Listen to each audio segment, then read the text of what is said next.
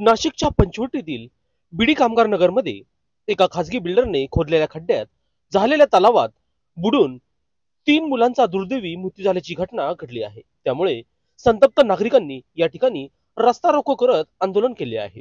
पंचवटीतील बीडी कामगार नगर इथून काल दिनांक 29 जून रोजी सकाळीपासून बेपत्ता झालेल्या मुलांचा शोध लागत नव्हता।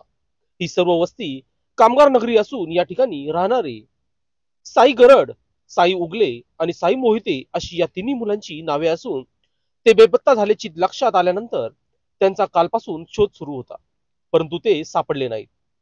त्यामुळे या सर्व परिसरांमध्ये चिंतेचे वातावरण होते।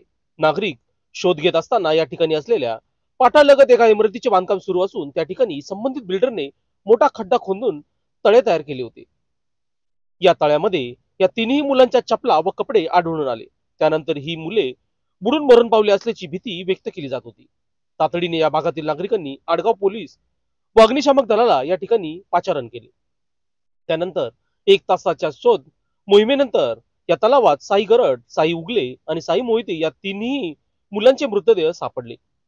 या ठिकाणी मोठ्या प्रमाणावर गाळ असल्यामुळे महानगरपालिकेच्या अग्निशामक दलाने एअरपोर्टच्या साह्याने शोध सुरू केल्यानंतर सुद्धा मोठ्या अडचणी निर्माण झाल्या होत्या। पण त्याही परिस्थितीमध्ये अग्निशामक दलाच्या जवानांनी या तिन्ही मुलांचे मृतदेह शोधून काढले आहेत।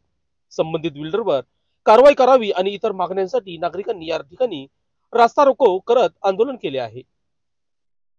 पोलिसांनी कारवाईचे आश्वासन दिले असून महानगरपालिकेच्या अधिकाऱ्यांनी देखील योग्य ती कारवाई करू असे सांगितल्यानंतर 1 तासानंतर हे रास्ता रोको आंदोलन मागे घेण्यात आले।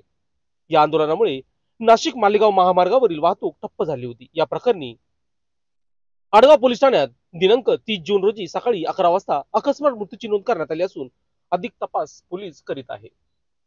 लोकशाही न्यूज साठी बंटी आढाव, नाशिक।